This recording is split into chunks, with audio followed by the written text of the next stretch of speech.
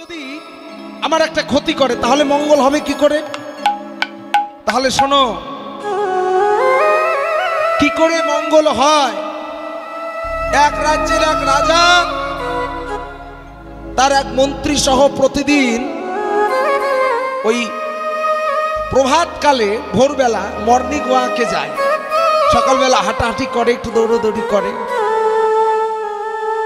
হাঁটতে গিয়েছে তো মাঝখানে আছে একটা ছোট মোটো বন আছে। আবার সেদিন গিয়েছে আর সেই বনে থাকে একজন কাপালি, ওই তন্ত্র সাধনা করে। আবার তন্ত্র সাধনার দুইটি দিক আছে, একটা উচ্চ স্তর একটা নিম্ন স্তর। যাই হোক সেগুলো বিষয়ে যাচ্ছি না। সেই তান্ত্রিক একজন মানুষকে বন্দি করে রেখেছিল। কেননা বলি নর বলি দেবে বলে।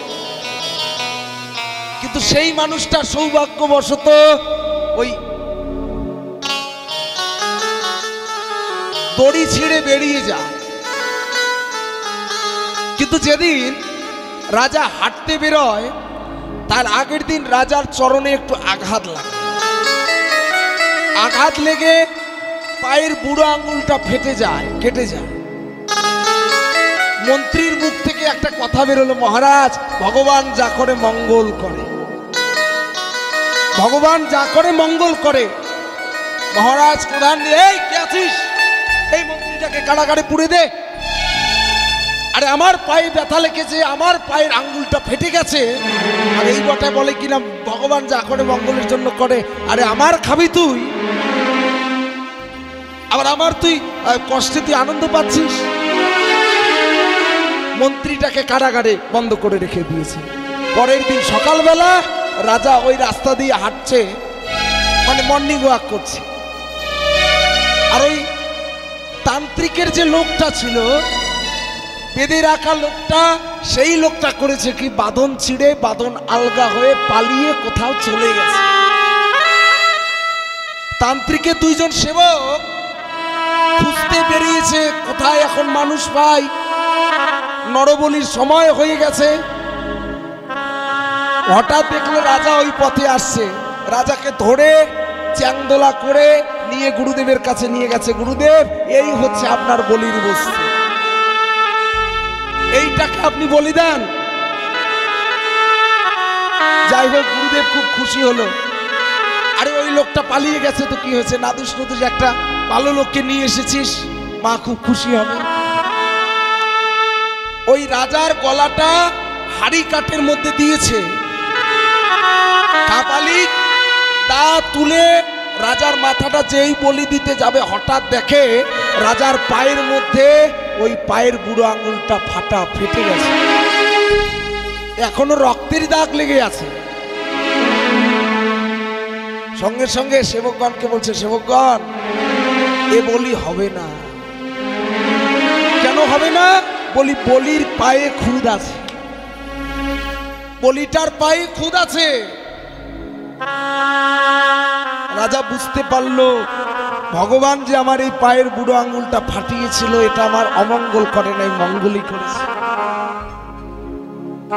মহারাজ প্রাসাদে ফিরে গিয়ে মন্ত্রীকে কারাগার থেকে বের করে জড়সড় হয়ে মন্ত্রীর কাছে বলছে, মহারাজ মন্ত্রী আমারই ভুল হয়েছে, মন্ত্রী আমি বুঝতে পারি নাই, সত্যি ভগবান যা করে মঙ্গল করে, বৃথাই তোমাকে কারাগারে বন্দি রেখেছিলাম, তুমি আমায় ক্ষমা করো। সঙ্গে সঙ্গে মন্ত্রী হাত দুটো ধরে বলছে, মহারাজ অমন করবেন না, অমন করবেন না। কেন অমন করবো না? তোমাকে আমার জন্য যে একদিন কারাগারে বন্দি থাকতে হলো। মন্ত্রী বলছে, মহারাজ আমাকে যে কারাগারে বন্দি করে রেখেছেন না, এটাও ভগবান মঙ্গল করেছে। কেন? বলি সকালবেলা হাঁটতে তো আর আপনি একা বেরোন না, বেরোই তো দুজনে। হ্যাঁ, আর যদি আপনাকে নিয়ে যেত, আপনার পায়ে খুদ আছে, আপনি না হয় বেঁচে যেতেন, কিন্তু আমার পায়ে তো আর খুদ নাই। আমার পায়ে কি আর খুদ আছে?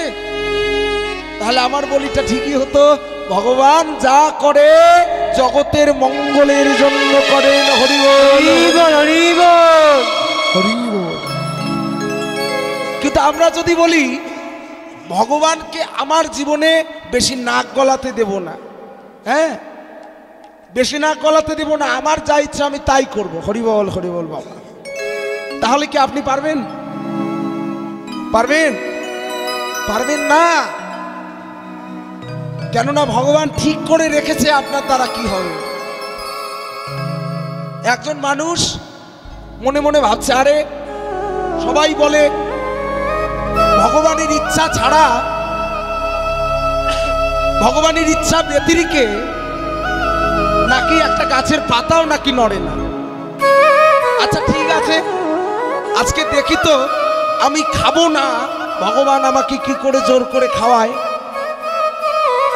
বাড়িতে থাকলে যদি খাবারের প্রতি লোভ লাগে, তাই করছে কি ওই বনের মাঝখানে গেছে যেখানে খাবারের কোনো গল্প নাই। গিয়ে দেখলো ওই সুন্দর একটা জায়গা, তো সেখানে বাইরের থেকে কতগুলো লোক ঘুরতে এসছে, পিকনিক স্পট। হ্যাঁ, এখন পিকনিক স্পট, পাশেই রান্না বান্না হচ্ছে। লোকটা মনে মনে ভাবলো রান্নার গন্ধে যদি খিদে পেয়ে যায়, এক কাজ করি, গাছের ওই মগডালের উপরে উঠে থাকি।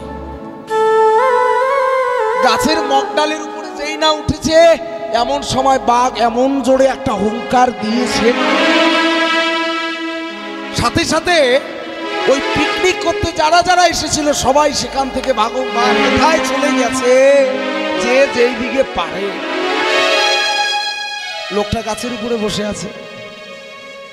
কিছুক্ষণ পর, ঘন্টাখানেক পর, সেই পথে কতগুলো ডাকাতের দল সেই পথে আসছে। হঠাৎ দেখে রাস্তার মাঝখানে সুস্বাদু খাবার কে যেন রান্না করে রেখে দিয়েছে ওই পিকনিকের লোকগুলো। ডাকাত দলের লোকগুলো বলছে, সর্দার কি সুন্দর সুন্দর খাবার দেখুন। একজন নিয়ে খেতে যাবে, সর্দার ভাই দাঁড়া দাঁড়া দাঁড়া দাঁড়া দাঁড়া দাঁড়া, এই আমরা কি আর ভালো মানুষ? আমরা হচ্ছে ডাকাত, কোনোদিনও কারুর ভালো করি নাই খারাপ ছাড়া। তা আমাদের কেউ আমাদের জন্য রান্না করে রেখে যাবে, এটা তুই ভাবতে পারিস? আমার কি মনে হয় জানিস, এই খাবারে কেউ বিষ মিশিয়ে রেখেছে আমাদের মারার জন্য। বলছে কে রেখেছে, কে রাখতে পারে এখানে? বলে এটা আশেপাশে খুঁজে দেখলেই তো হয়। ওই 4-5 জন ডাকাতকে চারিদিকে খুঁজতে বের করে দিয়েছে, এই যাও খুঁজে দেখো তো কেউ আছে নাকি যে এই খাবারে বিষ মিশিয়ে রাখতে পারে। দেখে এখন কি, ওই বাঞ্ছারাম গাছের উপরে উঠে বসে আছে। বেটাকে এমন একটা ঘাড় ধরে গালের মধ্যে ঠাস ঠাস করে কয়েকটা থাপ্পড় দিতে দিতে সর্দারের কাছে নিয়েছে। সর্দার, এই বিষ মিশিয়ে রেখে ওই গাছের মগডালের উপর বসে বসে আমাদের মৃত্যু যন্ত্রণা দেখে সুখ ভোগ করত। গলার মধ্যে চিপে ধরে বলছে, বেটা তুই আমাকে মারতে চাস? আমাদের এই ডাকাত দলটাকে তুই শেষ করতে চাস? এই এবার তোর খাবার তুই খা, নে এবার তোর খাবার তুই খা। ও বলছে, না আজকে পণ করেছি, খাবো না। খাবি না? জোর করে মুখের মধ্যে ঢুকাই দিয়েছে। খাবি না মানে? যেই না মুখের মধ্যে ঢুকাই দিয়েছে, ও তো গিলতে চায় না, উল্টা মুখের মধ্যে 2-4টা থাপ্পড়। হ্যাঁ, লোকটা এখন মনে মনে ভাবে, হে গোবিন্দ, আমি কি এমন বলেছিলাম? আজকের দিনে আমি খাবো না, গোবিন্দকে দেখতে চেয়েছিলাম। গোবিন্দ শেষমেশ তুমি আমাকে খাওয়ালে তো খাওয়ালে, 2-4টা চর থাপ্পড়ও আমাকে খাওয়াইলা। এই খাবার তো খাওয়াই নাই, তার সাথে সাথে 2-4টা চর থাপ্পড় আমাকে খাওয়াইলা। হে গোবিন্দ, বুঝতে পেরেছি জগতে তোমার ইচ্ছা ব্যতিরিকে জগতের একটা গাছের পাতাও নড়ে না। হরি বল, হরি বল, হরি বল। ভগবানের ইচ্ছা ব্যতিরিকে জগতে কিছু হয় না মা। তো প্রভু আজ শ্রীধাম নবদ্বীপের মাঝে দাঁড়ায় দাঁড়ায় ওই নতুন একটা খেলার আবির্ভাব করেছে। খেলাটা কেমন? প্রভু আজ ভক্তবৃন্দকে নিয়ে খেলছে। কেমন খেলা? আরে খেলায়ে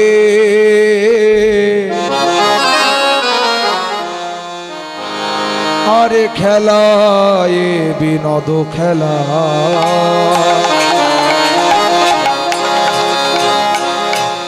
আমার গোরা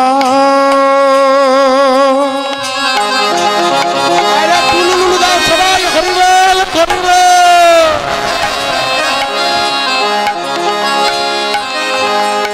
গোরা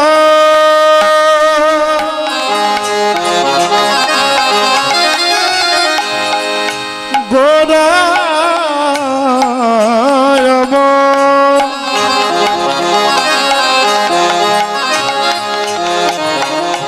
আর খেলাবে বিনোদ খেলা। এবার গোরা বন মালি মালি রে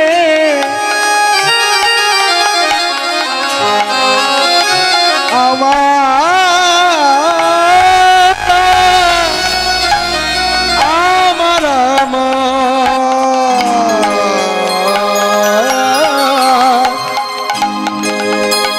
আমার গোরা বন মালি আরে খেলাবি বিনোদ খেলা,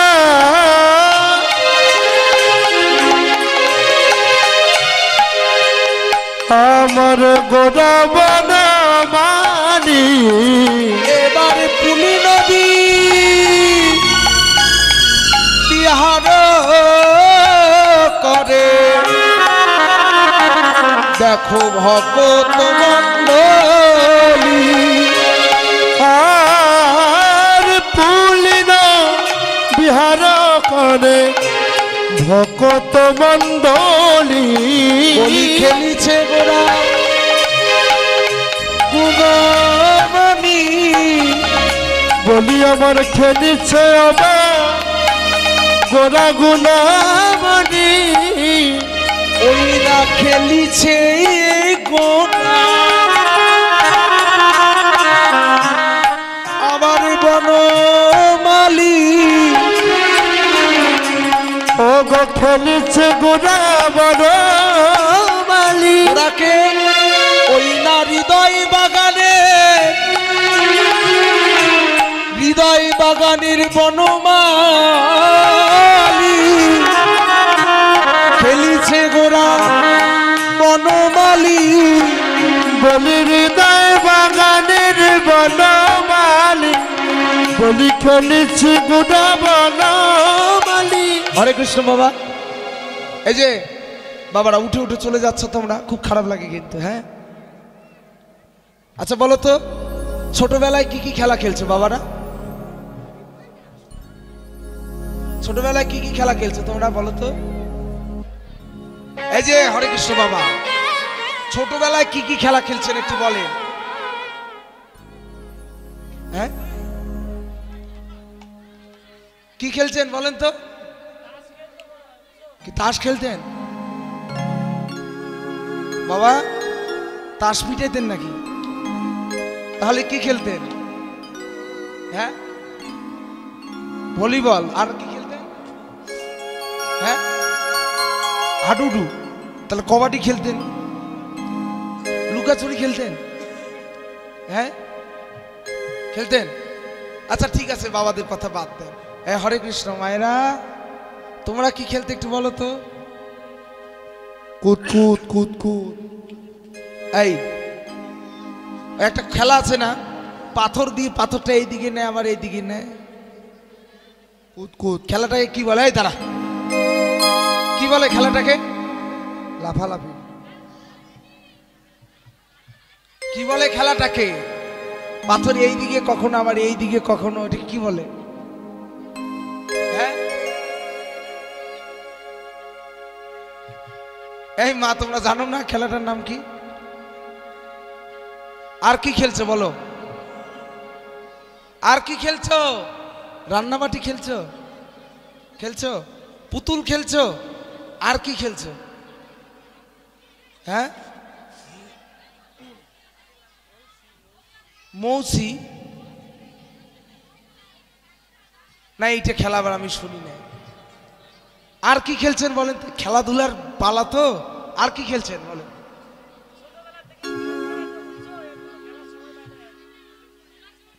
গোল্লা শুট খেলছ? আচ্ছা, এইদিকে একটা খেলা আছে, খেলাটার নাম জানো? হ্যাঁ, খেলাটার নাম হচ্ছে কুতকুত। আচ্ছা বলো তো, কুতকুত আছে না খেলা? আচ্ছা, খেলাটার নাম কি সত্যি কুতকুত না কিতকিত বলো তো? খেলাটার নাম কি কুতকুত না কিতকিত? হ্যাঁ, কিতকিত। তাহলে আবার কুতকুত কি? কুতকুত তো বলোই তোমরা, বলো না? মিথ্যা কথা বললাম, বলো না? তাহলে কিতকিত যদি খেলা না হয় তাহলে কুতকুত আসলো কোথা থেকে? তাহলে একটু বলি শোনো, তোমরা খেলো কিন্তু কখনো লক্ষ্য করো না, আমি লক্ষ্য করেছি। কিতকিত খেলে কি করে দেখেছো? 9টা ঘর থাকে, তার মধ্যে ওই এক পা তুলে আর এক পা দিয়ে একটা গুটিকে মাঝখানের ঘরে পাঠাতে হয় নাকি? তাই একজন করলো কি, ওই এক পা তুলে গুটিটাকে অনেকক্ষণ চেষ্টা করতেছে মাঝখানের ঘরে পাঠানোর জন্য, ঢুকতেছে আর না। অনেকক্ষণ চেষ্টা চরিত্র করার পর তারপরে গুটিটা মাঝখানের ঘরে ঢুকেছে, কিন্তু যতক্ষণে গুটিটা মাঝখানের ঘরে গেল দম প্রায় শেষ। ঘরগুলো তো ঘুরে আসা লাগবে। তো দেখেন, দম যখন বেশি ছিল তখন দম কি দিয়ে শুরু হয়েছিল? কিত কিত কিত কিত কিত কিত। এতক্ষণ চেষ্টা চরিত্রের পরে গুটিটা আর মাঝখানের ঘরে ঢুকি না, তারপরে এখন দম তো আর খুলাইও না, এখন কি শুরু হয়েছে জানেন? কুত কুত কুত কুত কুত। তারপরে ঘুরে এসে ঢুকতে হয় নাকি? বলেন মিথ্যা বললাম? কি বাবা, খেলেন না এরকম খেলা? খেলছেন তো। কিন্তু প্রভু আমার এমন কোনো খেলা খেলছে না, কিতকিতও খেলে না, কুতকুতও খেলে না, ভলিবলও খেলে নাই, ক্রিকেটও খেলে নাই, ফুটবলও খেলে নাই। প্রভু আজ কি খেলছে দেখো। প্রভু আজ শ্রীরাম নবদ্বীপের মাঝে যে খেলা খেলছে, আমরাও সবাই মিলে একটু খেলবো। খেলবে মা? খেলবে? সবাই মিলে আমরাও একটু খেলবো। প্রভু কি খেলছে দেখো। প্রভু খেলিছে হরি নামের খেলা। প্রভু খেলিছেন হরি নামের খেলা। সেই খেলাটা কেমন? বলি হরি বলায়া বাহুতলা, হরি বলায়া বাহুতলা, হরি বলায়া ওই না বাহুতলা, হরি বলায়ার বাহুতলা। বলি এই না শ্রীরাম, শ্রীরাম নবদ্বীপের খেলা, হরি বলায়ার বাহুতলা। এই না শ্রীরাম নবদ্বীপের খেলা, হরি বলায়ার বাহুতলা। আচ্ছা, এহ জগতের খেলা যদি হয় দুই পক্ষের মধ্যে, এক পক্ষ জেতে আর এক পক্ষ হারে। যে পক্ষ জেতে তার মনে খুব আনন্দ, কিন্তু যারা হেরে যায় তাদের মনে খুব দুঃখ। কিন্তু আজকে যে হরিনামের খেলা, এই খেলায় কেউ হারে না, সবাই যে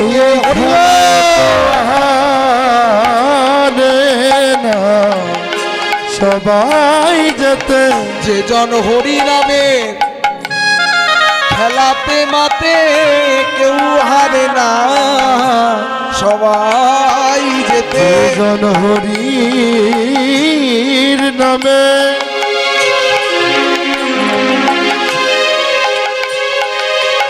খেলাতে মাতে কেউ হারে না, সবাই যেতে। জয়নিতাই। তবে জীবন খেলাটা এমন খেলা, প্রভু যা ঠিক করে রাখবে তাই। আমরা অনেকে ভাবি আমার জীবনে এটা হয়নি, আমার জীবনটা বোধহয় শেষ। খবরদার।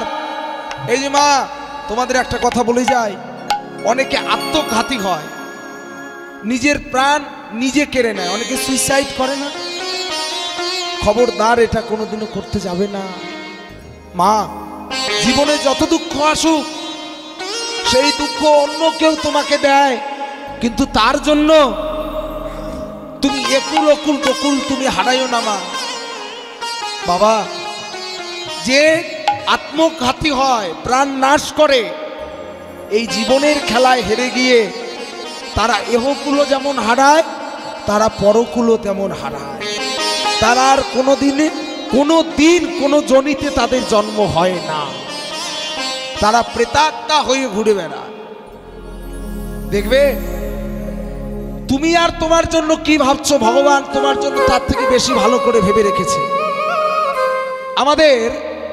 আমাদের এই গোটা ভারতবর্ষের রাষ্ট্রপতি ছিলেন এক সময়, নাম তার এপিজে আব্দুল কালাম আজাদ। নাম শুনেছেন তার? তিনি একটা সময় ভেবেছিলেন প্লেনের চালক হব, মানে পাইলট হব। তিনি 3 বার ওই পরীক্ষা, প্লেন চালক হবার জন্য পরীক্ষা দিয়েছে। প্রথমবার, দ্বিতীয়বার পরীক্ষায় অনুত্তীর্ণ। তৃতীয়বার মনে মনে ভাবলেন, এবার যদি উত্তীর্ণ না হই, পরীক্ষাটা হয়েছিল হরিদ্বারে, ওই হরিদ্বারের খরস্রোতা গঙ্গায় আমি ঝাঁপ দিয়ে আমার প্রাণ ত্যাগ করব। তৃতীয়বারও এপিজে আব্দুল কালাম আজাদ ওই প্লেন চালক হবার পরীক্ষায় অনুত্তীর্ণ হলেন। গঙ্গার খরস্রোতা ধারার উপরে দাঁড়িয়ে দাঁড়িয়ে মনে মনে ভাবছে, এবার ঝাঁপ দিয়ে প্রাণ ত্যাগ করব।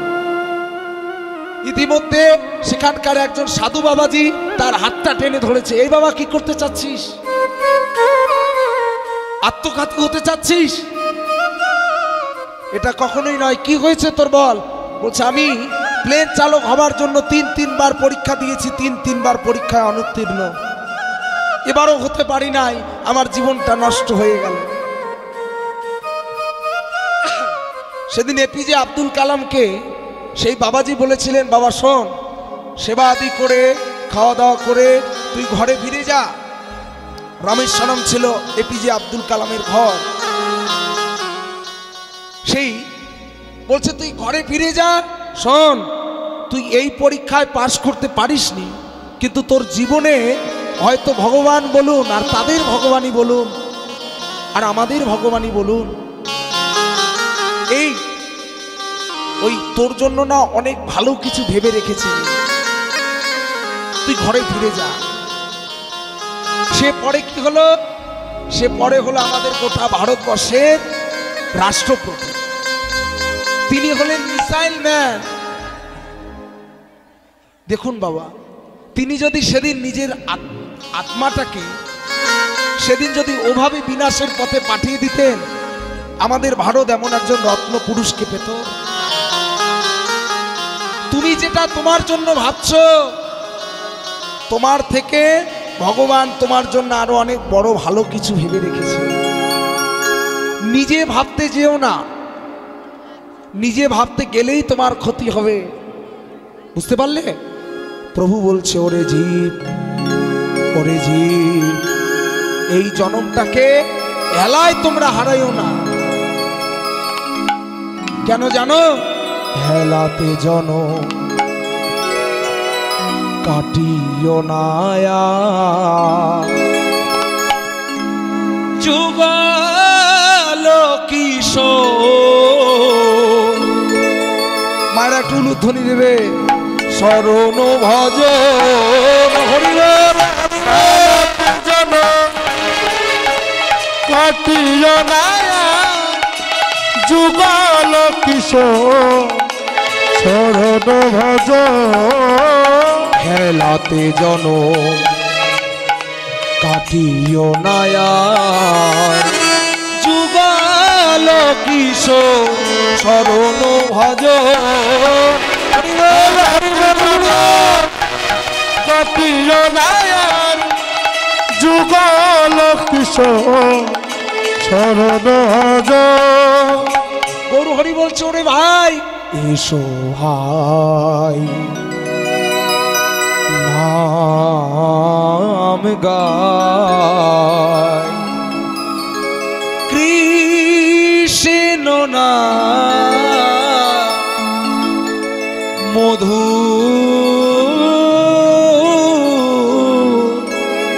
মধুর না।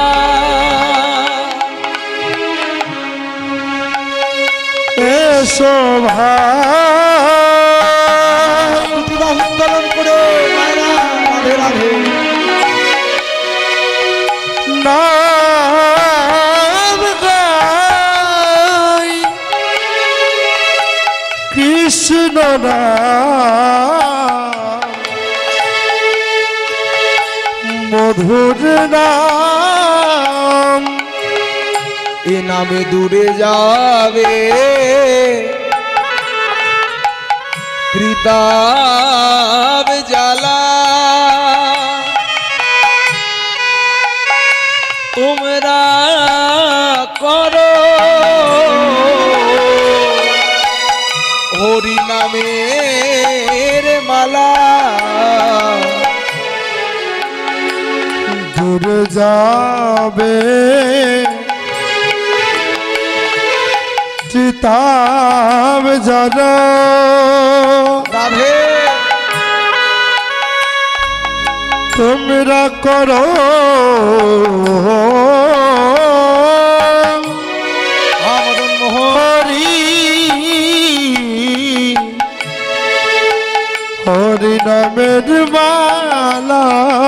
এসো ভাই নাম গাই, কৃষ্ণ নাম মধুর নাম।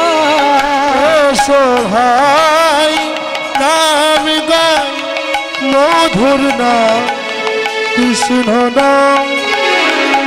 এসো ভাই নাম গাই, কৃষ্ণ নাম মধুর নাম।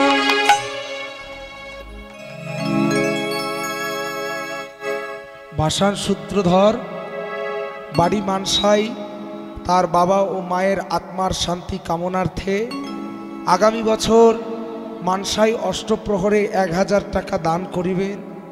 তারা যেন গোবিন্দের চরণে স্থান পায় এই আশা করি।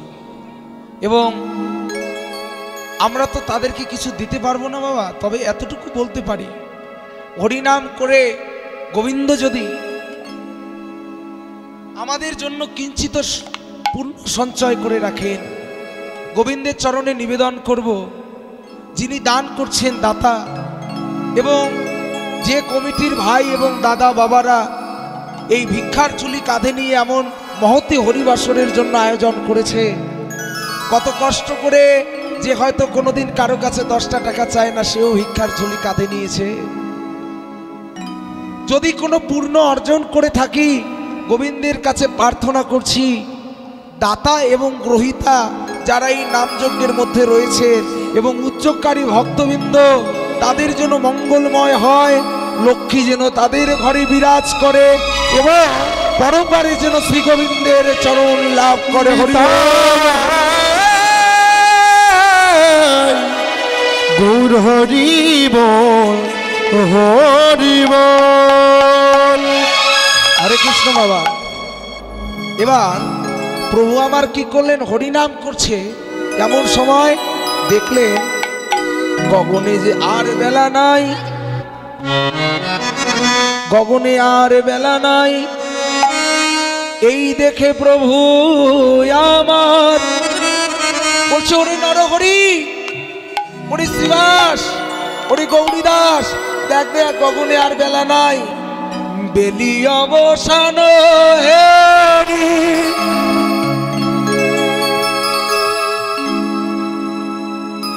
বেলি অবসান হেরি, গৃহেতে চলিলা,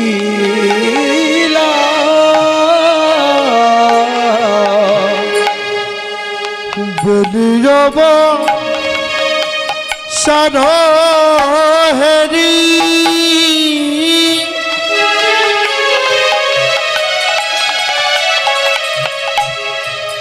প্রভু আমার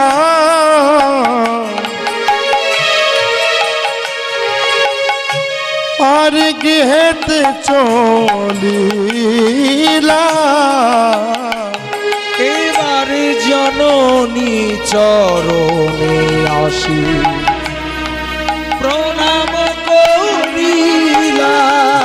আর জননী মায়ের চরণে সেই প্রণাম করছে আমার শ্রী গৌরাঙ্গ মহাপ্রভু। মা, সর্বতীর্থ তোমার এই রাতুল রাঙা চরণে মা। আর জননী চরণে আসি প্রণাম করিলা। সর্বতীর্থ তোমার এই রাতুল রাঙা চরণে